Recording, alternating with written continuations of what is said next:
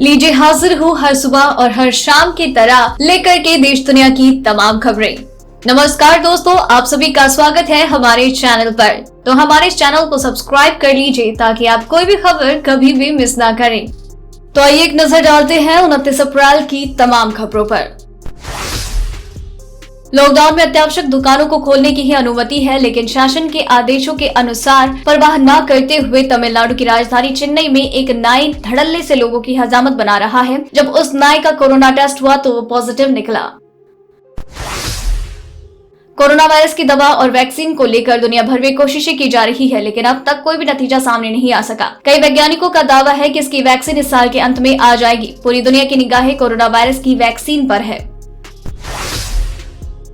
Corona virus का test रोजा रखकर दिया जा सकता है, इससे रोजा नहीं टूटेगा। दारुल उलूम ने कहा कि सैंपल के लिए गले या नाक में जो कॉटन लगी हुई स्टिक डाली जाती है उस पर किसी तरह की कोई दवा या केमिकल नहीं होता।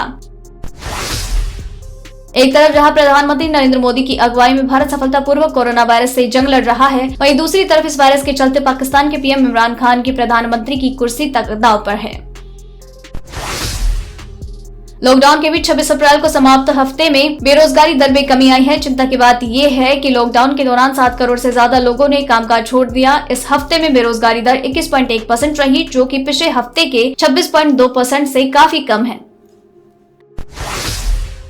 लॉकडाउन की वजह से पैसेंजर्स के लिए रेल और उड़ान सेवाएं भी ठप हो गई। ऐसे में जाहिर तौर पर लोगों की पहले से की गई प्लानिंग और टिकट भी रद्द हो गए। रेल टिकट पर पैसेंजर को रिफंड दिया जा रहा है। भारत की जीडीपी ग्रोथ अनुमान में काफी कटौती कर दी गई है। कोरोना वायरस पर नियंत्रण के लिए लॉकडाउन से अर्थव्यवस्था को कुल मिलाकर 10 लाख करोड़ का नुकसान होने का अनुमान है। प्रति व्यक्ति के हिसाब से औसतन ये नुकसान करीब 7,000 रुपए तक होगा। कोरोना संकट के चलते एनसीआर के तहत आने वाले शहर भी दिल्ली से दूरी बना रहे हैं। पहले उत्तर प्रदेश के गाजियाबाद और नोएडा प्रशासन ने दिल्ली की सीमा को बंद किया, तो अब हरियाणा ने भी अपना बॉर्डर सील कर दिया। किसी भी वैक्सीन को बनाने के लिए उसकी 3 चरणों में टेस्टिंग की जाती है। इसका पहला ट्रायल जानवरों पर किया जाता है, दूसरा कम लोगों पर होता है और तीसरे चरण में इंसानों की बड़ी संख्या पर इसका ट्रायल होता है। चीन से खराब टेस्ट किट आने के बाद देश में कोरोना टेस्ट किट बनेगी। स्वास्थ्य मंत्री डॉक्टर हर्षवर्धन ने इसकी जानकारी दी। उन्होंने कहा, हम 31 मई तक RT-PCR और एंटीबॉडी टेस्ट किट भारत में ही तैयार करने लगेंगे। हमारा लक्ष्य 31 मई से हर दिन 1 लाख टेस्ट करने का है। देश भर में कोरोना महामारी की चपेट में कोरोना संक्रमितों की संख्या 29,435 हो गई। इनमें 21,632 एक्टिव केस हैं। कोरोना से देश भर में अब तक 934 लोग अपनी जान गंवा चुके हैं, जबकि राहत की बात यह है कि कुल 6,868 लोग ठीक हो चुके हैं।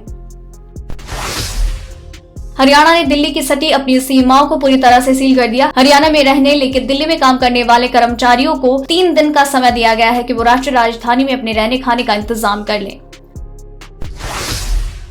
सुप्रीम कोर्ट ने केंद्र से कहा कि कोरोना वायरस लॉकडाउन अवधि के दौरान एक राष्ट्र एक राशन कार्ड योजना को अपनाने के लिए अस्थायी रूप से की गई व्यवहारिकता पर विचार करे। केंद्र सरकार की योजना इस साल जून में शुरू होगी।